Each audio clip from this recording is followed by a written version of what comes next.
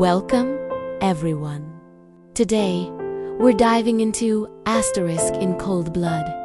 Asterisk, a chilling true story of murder, mystery, and the darkness lurking within the human soul. Written by the brilliant Truman Capote and published in 1965, this book didn't just tell a story, it changed literature forever. It masterfully blurred the line between journalism and fiction, giving birth to a whole new genre, the nonfiction novel. The story is brutally real, based on the 1959 murders of the Clutter family in the quiet farming town of Holcomb, Kansas. Intrigued by a small newspaper article, Capote traveled there with his friend, the novelist Harper Lee, to investigate the case as it was still unfolding. What started as a simple report spiraled into one of the most haunting psychological portraits of crime ever put to paper. This is the story of the Clutter family, their killers Perry Smith and Richard Dick Hick, and the tragedy that bound their fates together, a story told with unflinching realism and heartbreaking depth.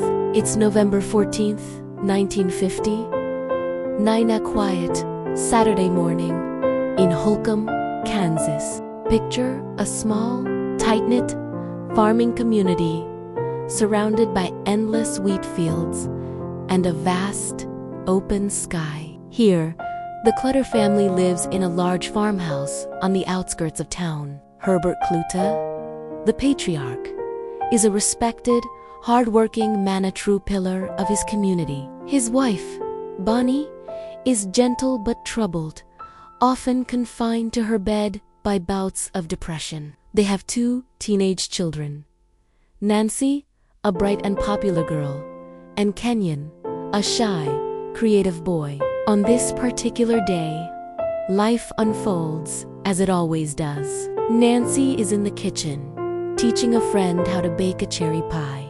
Kenyon is in his basement workshop, tinkering with his latest project. Herbert is out inspecting his property, already making plans for church on Sunday. No one in this peaceful home could possibly imagine that by the next morning, every single one of them would be gone. Meanwhile, hundreds of miles away, two ex-convicts Perry Smith and Dick Hickakar, preparing for a long drive across Kansas. They've just been released from prison, and Dick is convinced he has the perfect score. A former cellmate once boasted that Herbert Clutter kept a safe filled with cash in his farmhouse. Dick sees it as an easy target. He recruits Perry, a smaller, quieter man with a violent past and a head full of treasure-hunting dreams.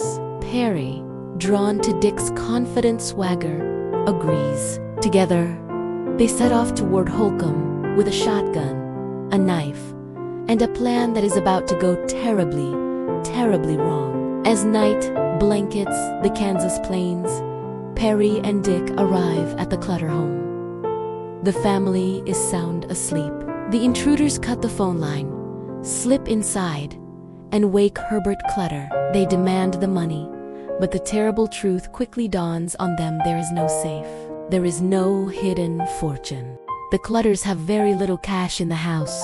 At this point, they could have just left. But they don't. For reasons that even they can't fully explain later, the situation spirals into unimaginable horror. Herbert Clutter's throat is slit.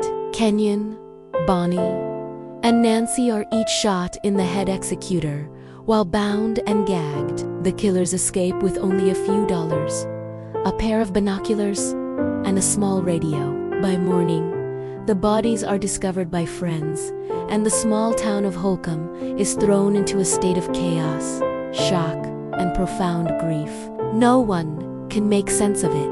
Why would anyone murder such a kind, ordinary family? The news spreads like wildfire across America. And Truman Capote, reading about the case in Asterisk, the New York Times Asterisk, decides he must go to Kansas. Capote arrives in Holcomb with Harper Lee, the acclaimed author of Asterisk, To Kill a Mockingbird Asterisk. Together, They begin to interview the locals' law enforcement, neighbors, teachers, slowly and carefully earning the trust of a community shattered by fear. For weeks, the killers remain at large. The story unfolds like a puzzle with all the crucial pieces missing. For the first time in memory, doors are locked in Holcomb. Rumors fly. The Kansas Bureau of Investigation, led by Detective Alvin Dewey, works tirelessly around the clock. Dewey is a man on a mission, determined not only to solve the brutal crime, but to restore a sense of peace to his community. But the clues are scarce: a few boot prints in the dust, a piece of rope, some scattered fingerprints. Then, a breakthrough. An inmate from the Kansas State Penitentiary comes forward with a tip. He tells investigators that Dick Hickok once bragged about a perfect score waiting for him after his release, a wealthy farmer with a safe full of cash. This crucial tip puts Dewey's team on the trail of the fugitives. Meanwhile, Dick and Perry are on the run. They drift across state lines, writing bad checks and making their way down to Mexico and back. They try to blend in, to live normally, but paranoia haunts their every move. Perry sketches in his notebooks and dreams of becoming a musician. Dick, restless and reckless, is constantly scheming. Finally, in December of 1959, their luck runs out. They're caught in Las Vegas after trying to cash more stolen checks. The evidence against them is undeniable. There are the blood-stained footprints that match their boots. There are the stolen items from the Clutter house. And then, finally there, are their own confessions. Once in custody, Dick Hickok tries to play it cool. He acts clever and unremorseful, but Perry Smith, fragile and introspective, becomes the emotional heart of the story. Through Capote's extensive interviews, we begin to understand Perry's tragic past, a childhood mired in poverty and abuse. His parents were traveling rodeo performers whose lives fell apart. He grew up in orphanages where he was beaten and humiliated. His dreams of adventure were consistently crushed by failure and loneliness.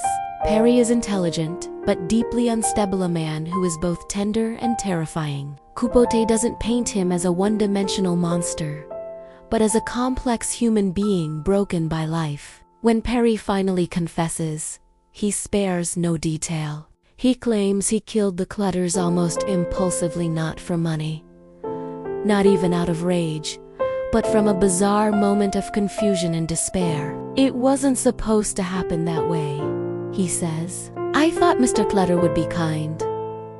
Dick, on the other hand, shows no remorse. He blames Perry for everything, mocks the police, and insists he never pulled a trigger, though under the law, both share equal guilt. Their confessions shake Holcomb to its core. The townspeople mourn their loss, but they also crave closure. For them, justice must be served. The trial is swift. Both men plead insanity, but the jury finds them guilty of first-degree murder. The verdict is delivered: death by hanging. They are sent to death row at the Kansas State Penitentiary in Lansing. And there, for 5 long years, they wait. They file appeals, write letters, and grow older, trapped in the gray, suffocating silence of their cells. During this time, Capote visits them often. He's fascinated, but also deeply conflicted. He grows particularly close to Perry, seeing in him both a victim and a killer. Through their conversations, Capote explores profound questions. What creates evil? Is it a matter of choice, or is it shaped by circumstance? Is justice ever truly pure? But Capote's empathy for his subjects becomes a source of torment. He grows emotionally drained, desperate to finish his book, yet unable to bear the thought of watching the men he has come to know be executed. Finally, on April 14th, 1965. After years of legal battles, Perry Smith and Dick Hickok are hanged at sunrise. Capote is there to witness it. He feels nothing but a profound emptiness. The title says it all, In Cold Blood. And that is exactly how it ends. In Cold Blood, Asterisk is far more than just a crime story. It is a mirror held up to the face of America. Truman Capote refuses to sensationalize the murders. Instead, he reveals the complex humanity on all sides: the victims, the killers, the investigators, and the small-town residents left to pick up the pieces. The Clutters represent the American dream. A life built on family, faith, hard work, and decency. Perry and Dick, in stark contrast, represent its nightmare: the failures, the forgotten, and the desperate souls who fall through society's cracks. Through his meticulous detail and haunting prose, Capote poses a question that no courtroom can ever truly answer. Can any human being really act in cold blood? The book became an instant sensation. It was praised for its groundbreaking style, but also criticized for its intense intimacy with the killers. It blurred the lines between fact and fiction, empathy and horror. Capote spent 6 years of his life writing it, and the experience left him permanently scarred, forever consumed by the story he had told so perfectly. Today, Asterisk in Cold Blood. Asterisk stands as one of the most influential works in American literature, a masterpiece that forever changed how we see crime, justice, and the complexities of the human heart. It's a powerful reminder that behind every headline lies a story, and behind every story, a soul. Thank you for listening to this summary of Asterisk in Cold Blood by Truman Capote. True story of tragedy, empathy, and the immense cost of understanding evil. If you enjoyed this deep dive into one of the greatest true crime novels ever written, please don't forget to like, share, and subscribe for more cinematic narrations of world classics. Until next time, remember that sometimes the truth is far more haunting than fiction.